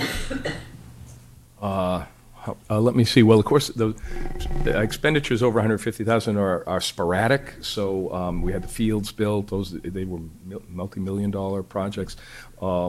And then you know we have ongoing relationships. The Rotary, they did the Bell. They've done a number of different projects. It's like every 5 years, perhaps, they do something significant. So it's been going on for many, many years, but it doesn't happen every year. It doesn't hit the $150,000 mark typically. So there's the big ones, Walden, the library, Emerson, those the kind land of trust. big the land trust. Again, sporadic. We might go a few years and not have any project with the land trust that we're doing, and then have one or two in successive years that involve millions of dollars. Well, and they tend to come out of both identified needs that have been, you know, have come, you know, maybe from the long-range plan or from, you know, or opportunities, and the Balls Hill land might be a perfect example of, here we have an opportunity, so the trigger point would be different. So I sent you a memo at 5 o'clock this afternoon, which I apologize for getting it to you so late because the chair had asked for my opinions on things. So in my brief two-page message, which was really just my thoughts collected over the weekend, I strongly favor the committee's recommendations on transparency and public access to records and documents and leases, and I think we can do better and maybe have a centralized location on the web where we make this information available. So I think that's great. I am a little bit concerned about bureaucratizing our relationships with some folks. Take the Rotary, for example. They've done a lot of $30,000 projects where they come in and put in some benches, plant some trees, do a lot of it with in-service labor and that sort of donated labor and materials. And it's worked well. And if I think to say, well, hang on a second, let's write this all down and sort of formalize the relationship in a very legalistic way. Who's got the liability for this and who's got the liability for that? I'm a little concerned that that might be off-putting to folks who then say, well, maybe I'll go to some other entity and that won't be so legalistic and have to think of everything in advance. And I can assure you that on many of the projects that we worked on, there were many things you're not able to anticipate the eventualities that come forward. They're just things that you didn't think about. And so if you're trying to draft an MOA that keeps the liability on the other party for unforeseen circumstances, then you're having a more of a legalistic relationship, I think, than a partnership relationship. That's a little bit of my concern, so I think I was suggesting in my message late this afternoon that you sort of go slowly through this process and start right away with the transparency and public involvement process and let people know what's, what relationships we have, what the nature of them is, maybe, and provide an annual update on how things are going, because I think many people don't understand that we have any relationship with the restorative justice program. That's not a town project, but it turns out we do. So I think there's a lot of public education that we could do, but and I'm not recommending that you create a committee to manage and oversee these relationships, because some of them are sensitive. The land trust folks, those are, somebody offers their land for sale at a very high price, and we come up pretty quickly with an amount we think we can afford on the public side, which for Balls Hill Road was about a third of the cost. And then donors are asked to raise $4 million, or 2/3 of the cost. And sometimes that fundraising can take place in a sensitive situation. If we had to have an MOA on how that would work and nail down all of the things before the purchase and sale agreement was worked out with the land trust, that would be a big challenge. I think, as I mentioned, that for bigger projects like the fields, I think that there was examples we could have learned from the Doug White Field, a project that I was intimately involved in, where I think having an oversight committee, I think neighbors were concerned about the development that was taking place. They couldn't really go to the school committee because it kind of wasn't their project. The rec wasn't really the rec department's project. It wasn't the school, the Board of Selectmen's project at the time. So they felt like they had nowhere they could go to get answers to their questions. That, I think, you should anticipate before each project and provide a venue where the public will have access to information and will be able to comment on the design of the fields, the design of the building, or what have you. But to do that for all projects, great and small, I'm concerned that will become bureaucratic and legalistic. Well, that's what motivated my question about if we have 30, how many of them would meet the 150 kind of requirements? So I think like the Rotary Bell one wouldn't have. Right, that was $55,000. So I would say less than one a year. The tree, that was, I don't even remember what that cost. So one a year is like. Right. So, and I know that when talking about a public-private, what the definition is, I sat in on the committee's discussion on that, the definition. And so I know what they were trying to do is say that if somebody gives you a gift of a park bench or whatever it is, of the tree, if the Rotary just donated the tree on the square, no strings attached other than we provide water. That wasn't, I think the committee was saying that's not a partnership, that's a donation. Similarly with a grant, if we get a grant from an organization or the state or whatever, that's not a partnership. So partnership is an ongoing relationship where both parties are achieving some purpose that they share. So I think that was part of what they were saying there. So I think that's important, is that we not think that when somebody donates a park bench or something else and just wants it to be maintained or whatever, that's not a partnership. On the other hand, one time somebody attempted to donate a gazebo or bandstand, and at the time there was questions about they wanted it in one particular location that was not preferred by committee that was responsible for the land, and then there was questions about maintenance and who's going to do the upkeep. So that's a case where having discussions in advance about who will pay for, will there be a fund set aside for maintaining the bandstand or what have you. So my request is that we sort of proceed carefully through this and start with a bigger project. I think we should agree anytime there's a project over $150,000, we should make sure that the abutters and others with interests in the project have a place to go where they can get questions answered and make their opinions known that will have an impact. They'll be heard. Instead of, I think, people were sent from one committee to another in the case of the fields, because we hadn't really set up a committee to deal with that. Does that address the public input aspect to this, though? That kind of seemed to be one of the concerns. I say I wasn't involved at the time when this was set up, and I understand that the playing fields at the school had something to do with this. That there was kind of a discontent as to how that had all been developed and gone on. But I'm concerned that the sort of public knowledge and input may not be addressed. The decisions in the end may be excellent decisions. But I'm not sure if a committee is not necessary in order to kind of structure it so that people know sort of where to go, and that somebody has a sort of direct obligation to ensure that the information is out there as early as possible. That seemed to me to be the biggest concern of the committee, was not that bad decisions have been made, but that there just needs at an early stage to get the input.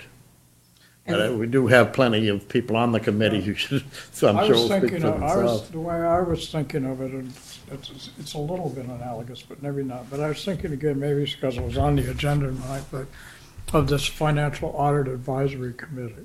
And the reason it was created was in the hope that there would be, one, more transparency, but that there would be a group of folks who were particularly well-suited to jump into this stuff, make sense of it, and then report out to the committees that actually have, in this case, it would be Select Board, and then the Regional School District, we go down the. Now, that has to be a standing committee, because there's 3 of them, and they have it every year, whether you like it or not, right? So I'm wondering, and I'm just wondering out loud, whether the idea of creating a committee is one more of an ad hoc situation whenever something comes up, if it's really on the order of 1 a year, and forget the other part of the committee's responsibility, which was to have an ongoing one, but just whether whenever one came up that the town manager deemed important in the context of this diagram, that we would create an ad hoc committee to represent the citizens in this process, and here's what they would do. So that would be almost part of the stage 1 of an MOU? Yes, MOA. Yeah, they would be Together a responsible for advisory reporting to the select board. And here's what their report would consist of: developing an MOU, the town, blah, blah, blah, whatever the details of it are. And they would have that task. I forget about the second part of their recommendation for the standing committee, which was the ongoing review, but, getting folks to serve on town committees is tricky. And I would hate to wrestle somebody to the ground who was going to have something to do once a year. Right? I mean, that's no fair. Yeah. Or in a banner year have 5. Well, or Yeah. 5, but if on average you've got one a year, maybe that's a committee I'd volunteer. But there is that process, that great flow diagram they have in the report. But I mean, that flow, can't that happen if the process is well defined? That you meet a threshold, you have to. Let's say you're under the 150, then it's not. You could report to select board when you wish to donate the park bench or something like that. But once you are in that required threshold, I think then there's a process you have to follow. Right. I think part of that, at the end of that presentation of your initial intent, you may have to be designated a certain oversight committee, one of a town committee or board, depending on the type of project, might be the venue for the public to officially reach. So you have someone assigned on a town board to kind of be that oversight. Or I think what I'm hearing from Chris is that the problem with Doug Weiss is there wasn't a central point of focus. Right. There Well, wasn't a place to go. So when a proposal comes forward, that's a potential, relationship, a P3 relationship.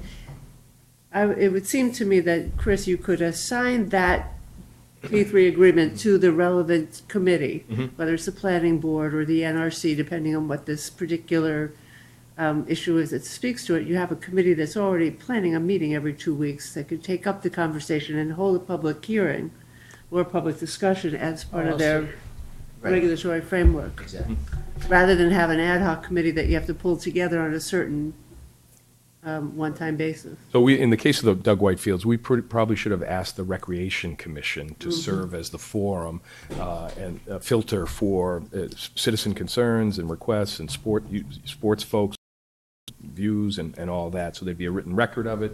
People would know where to go. They could see what the results of the discussion was. They just didn't know where to go. Right. I'm wondering if we have the ability with our current committees to make the assignment based on what the public-private partnership, proposal is, the type. and make use of the So- framework that's already in place. So would this be the sort of concept where the framework would be for the new initiatives, what that subcommittee might look like, but it would have it be one that would apply, maybe it was a planning board that sat on top of it?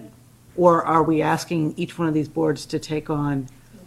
My recommendation would be that we use the existing boards to take on the one a year, depending on what that one or two projects are, assign it to a committee where the conversation is, generally recorded. It's, their minutes, it's an open session.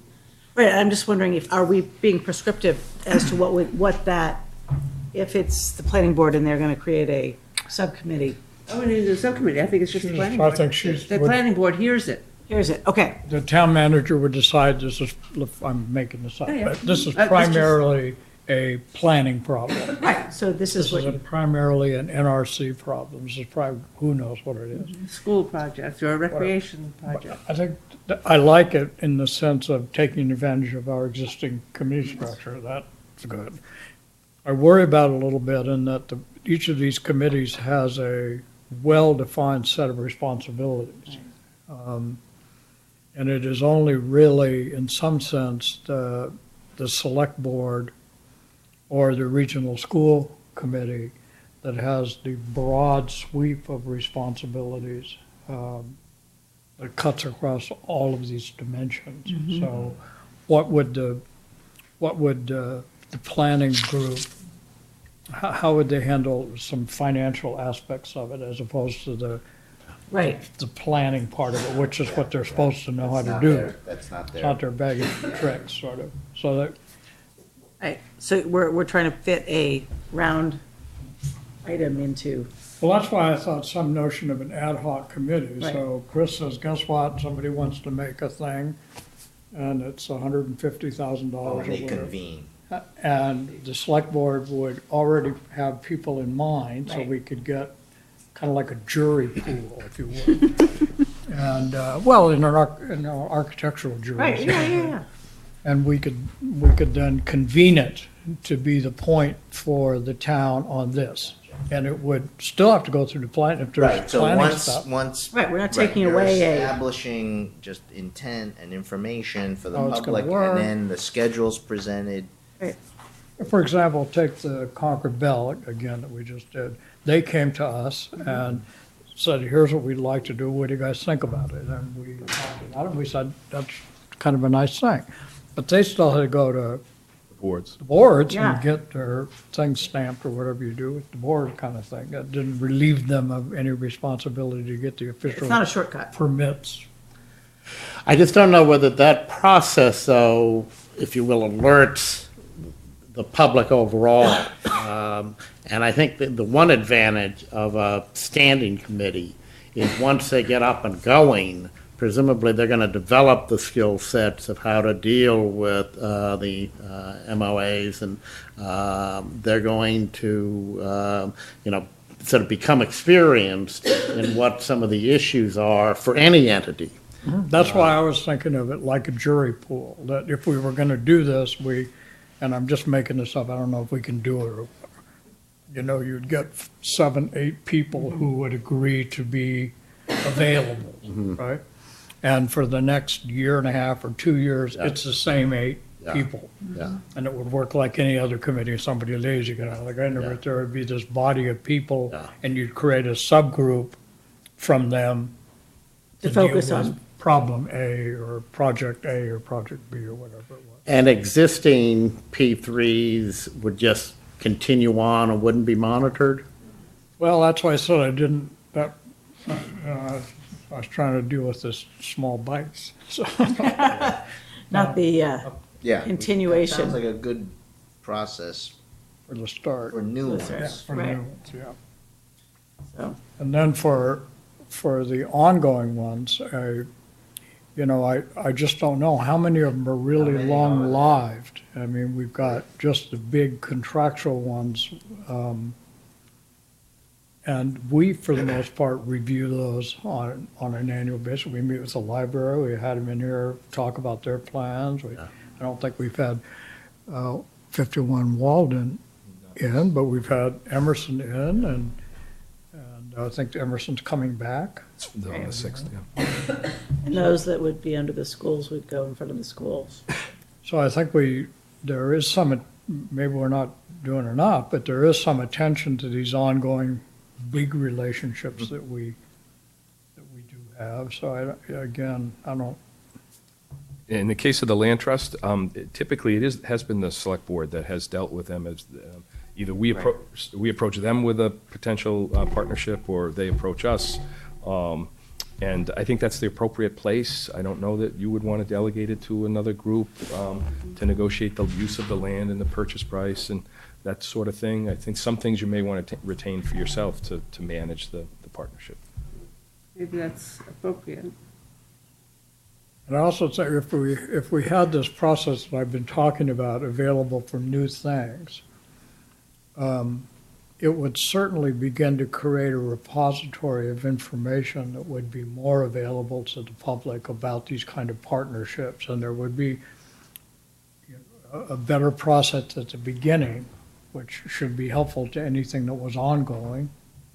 I think if you did a good job at the beginning, hopefully the wheels don't come Oh, off absolutely. the bus Right. down I mean, down the road. if you're willing to, I would think that to communicate with the town and the residents transparently, I mean, I don't see, I don't think you'd have any issues with the concerns about the public-private relationship, so. Well, some of this may actually lend itself to technology. I mean, if we're building a website that would capture this, then, it's living. And the question is how retroactive it would be to catch the existing. You don't want to discourage it. No. You just want to, let. No, I don't think, Share no. This the is just a place of information, be transparency. accessible, right. But I also think as a select board, I don't think, I think what I'm saying, I believe, so. I think I believe. No wisecracks. I don't think I would want to delegate my responsibility to be attentive to the ongoing relationships the town has. I think that's part of our responsibility. If we're not doing it right, then somebody should whack us, but I think I wouldn't want to delegate that to a committee. I think it would be great at the front end to have somebody kind of tee it up and go deep when we might not have the ability to do that, so that there's broad discussion with the public. Right. Well, maybe there would be a way to do an annual review, just like we've just had a financial audit committee letter that goes alongside our town audit. We might have in preparation for. Yeah, that's a positive thing, Yeah. right, for a group to just kind of have that opportunity to advocate for what they've been doing and update everyone. Well, yeah, I'd like to have it be done to the board, though. Right, Right. that's what I'm saying, it comes to us. I don't think I want to delegate that responsibility. I mean, if we had 25 or 30 of these things that we had to worry about, we've got like a handful of these that would meet the $150,000 kind of ongoing thing. And I think I'd like to maintain our responsibility. That's what we're supposed to be doing. I think the public knows where their comments can go, right, directly to us about those issues, and so that's pretty easy. Well, there might, but I can also imagine, Jenny talked about technology, I can also imagine, irrespective of exactly how we solve this, that we've got some space on the web Right. where we've got documents associated with all of these things that anybody could Or if it's just a link, we could get a link, make sure I'm just already there, but we could get a link to some of Maybe that. that group's website and any documents that have been under review. You know, that's a different definition of transparency. That's making available the documents for review, but it's a one-way process. You the intent of a partnership or the dialogue around it. You want the iterative discussion that's going back and forth on whether the partnership itself is something that we want to support and grow with. And the relationship is one that doesn't rely on a web place for, posting your documents. It's really a dialogue. So you're talking about before we actually get to that point? We're talking So about I'm just saying afterwards. that, a website is great, but it does not stand in for the Oh, no, that's just in transparency. It just addition. provides the This is in addition. It's just a This is not a documentation. separate- Now you're talking about the obligations of that group in that MOU. You're gonna Right. have public meetings. Meetings, exactly. You're gonna. Open and I mean, transparent. That's a different. And I don't think that it was viewed that the P3 was kind of going to usurp or take the role of the select board, but was going to, if you will, assist in. Oh, no, I didn't, Yeah. wasn't usurping wasn't coming to my mind. Just, I think of that as a primary responsibility that we have. So can I mention, the Open Table, for example, they approached me 20 years ago and asked if we had any space that they could use for their food pantry. Right. And somewhere close to the First Parish Church where they did their Thursday night meals. So they have, since that, I said, how about 105 Everett Street? The basement, it's a lousy space, but the basement of 105 Everett Street has been what they've used for the food pantry for, I think, 20 years. And I consider that to be a public-private partnership where we've serves our purposes to meet the needs of those who need food, but they're the private entity doing that. And I guess the prospect of developing an MOA and making them sign off on it, that would be a concern to me. I disclosed it publicly to the board that the Open Table had approached me. We're going to try it for a year. We'll see what happens. And then it was 1 year after another. We've never had any formal lease agreement or arrangement with them, and they may now be moving to Maynard, I think. So, but that's I would hope that type of thing, when and my effort to disclose it was simply at a public meeting to mention to the board that people were interested, and it's hard to get the word out, so some people might not have heard about it, but we do some of those types of things, which I think is the town partnering with a nonprofit group. Many of the folks we work with are nonprofits to achieve a public purpose. So that's one of my concerns, is that things like that happen kind of informally on the fly, to have sat down and negotiated who's liable if the food gets spoiled or something like that would have, I think just Killed it, right. We'll see if And somebody in else has fact, place for us. the way you described that would meet the criteria, because Right. it lasts longer than Right. a year, even though on an annual basis, probably. Under 150. So I think what I'd like to suggest is that we take the time to review this report. I think that we acknowledge the amazing amount of work that went into Absolutely. it. And I'm sure that the conversation among this committee and over the last year was fairly intense to be able to make these recommendations. And I think that I don't feel that we should be making a decision about which of these we want to go with and how, but take them all into consideration, and come back to this committee after we've all, maybe talked with folks on the committee and come with our own opinions about which of these could be phased in right away, which ones do we want to inch our way into doing and feel our way through it, rather than, try and make a decision, what kind of committee of who. Well, I don't think we're in a position to make a decision tonight. One of the things I think we need to do, and I'll pick up on your suggestion in just a second, is we need to get this in the hands of town council, I think, to find out exactly what kind of latitude we've got here.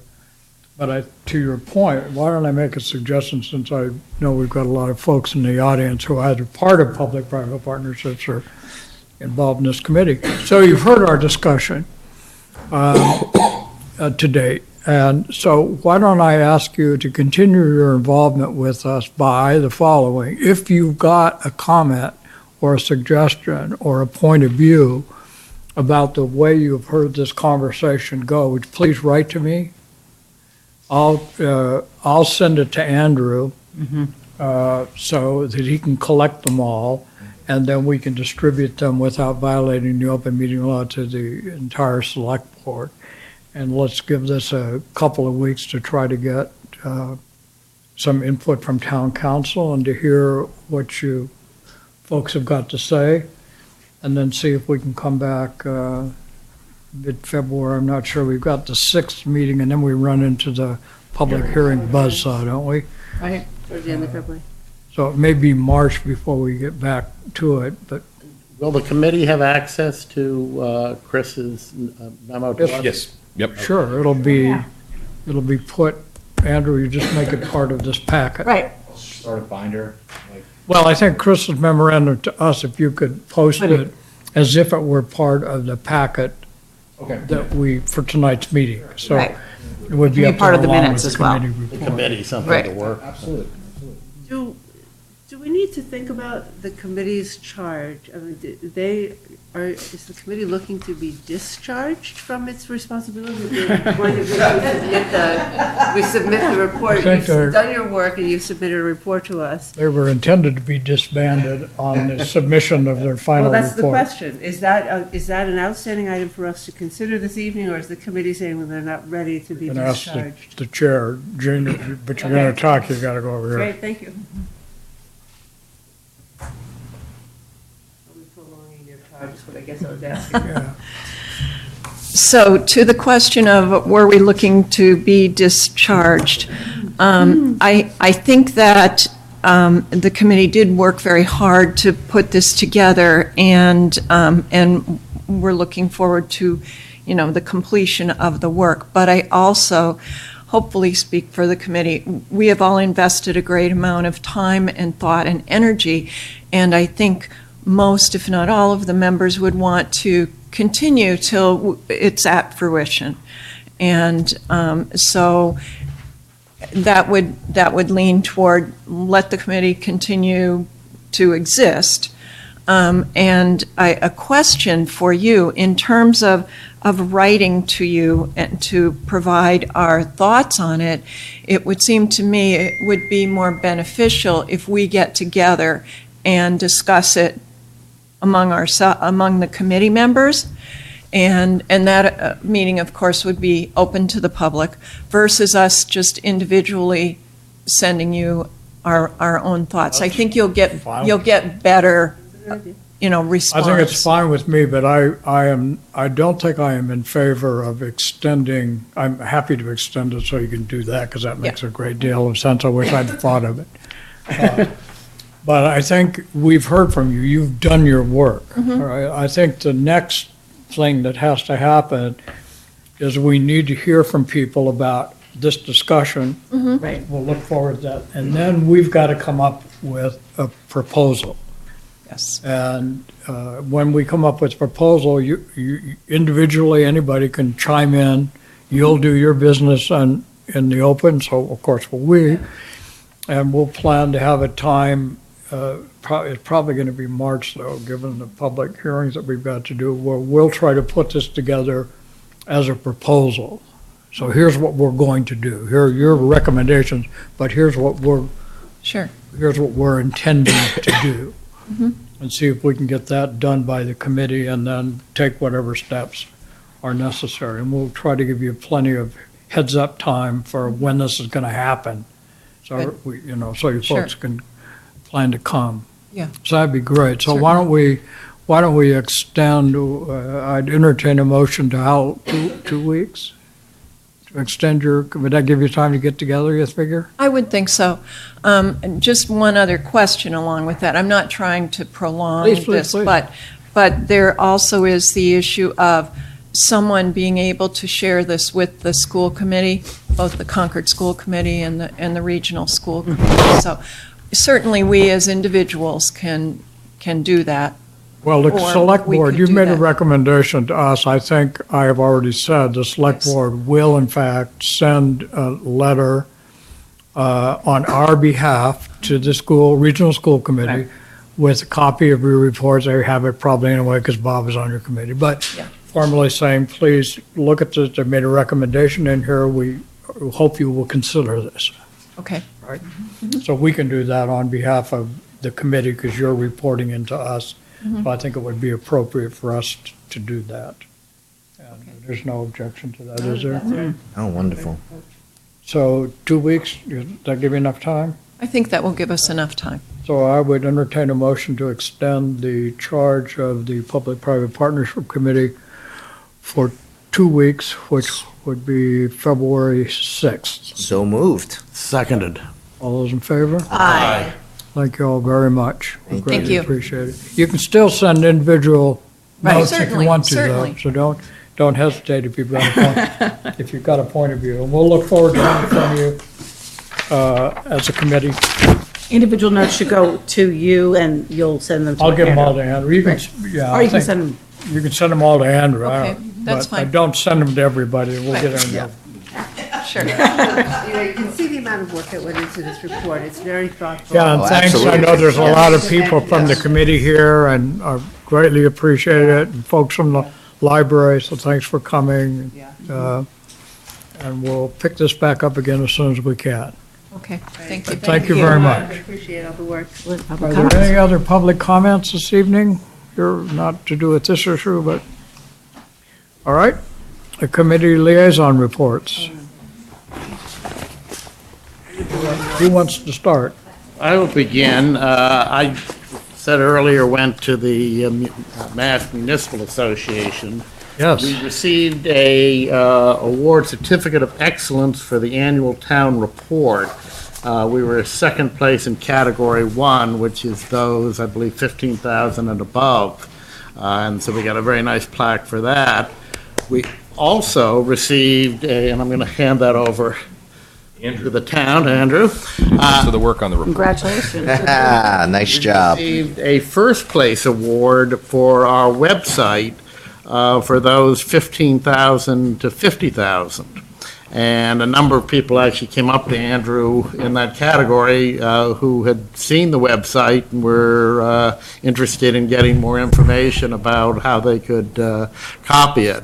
And I think what that shows, on top of everything, is that interesting, we just had the discussion about transparency and openness.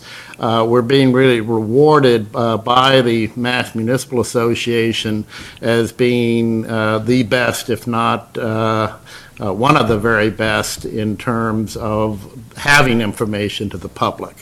And I think that hopefully the public sort of takes that to heart, and we get a good turnout for things like town meeting and whatever, because clearly a lot of the speeches emphasize the importance of citizenship participation in local communities. And it's important that we get that and maintain that, so. Well, and then special thanks to Andrew and Sean and Kate. I Absolutely. think were the primary drivers of that. You're not telling people how to do that, right? Don't give away the secret sauce. All right. All right, thank you. Is that it, Tom? Yes. Okay, Jane? I attended a planning board meeting, and just as we have met with them several times, the Grantham Group was there to present the proposal for Junction, or Christopher Heights, as I believe is the name now. And that is in ongoing discussions, and I think that this, we've just dealt with a piece of it tonight here. I don't think there was a robust conversation with the planning board. And I think that's probably as much as needs to be said. Good. And then the Long Range Planning Committee continues onward. And we've continued to move our post-Estabrook Woods conversations. So I think we're Good. where we should be. Well, as you know, I spent time with the Financial Audit Advisory Committee. Also, this Wednesday was the Chair's Breakfast, and monthly Chair's Breakfast, always a very informative meeting because you get to hear from all the chairs very, very quickly. It's a great deal. Also, I would say that today, Jane and I, and along with the town manager and the director of natural resources and director of planning, met, and members of the NRC met with the trustees of reservation to continue our conversation about the Upthorpe land and following up on our Estabrook Woods. I was saying it was a good, constructive meeting. I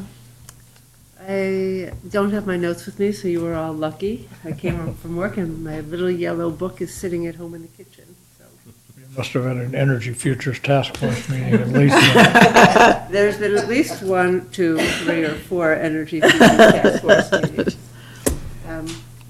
It's very energetic. They are finalizing their report.